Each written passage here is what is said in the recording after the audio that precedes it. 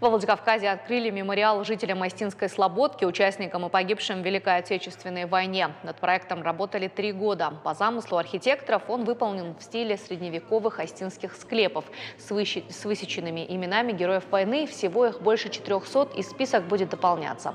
В церемонии открытия участвовали члены правительства и парламента, руководство города, общественные деятели и жители республики. Русланбек Акаев вручил строителям почетные грамоты от имени ВРИО главы республики Сергея Миняйла. После официальной части прошел концерт. Школьники читали стихи, музыканты исполняли песни военных лет.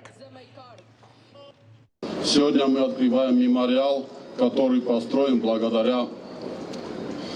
благодарным потомкам воинов, ушедших с Остинской Слободки, внукам, правнукам этих героев. И я уверен, что этот мемориал войдет в список всех комплексов нашего города воинской славы. Раньше в горах хоронили погибших вот в таких склепах.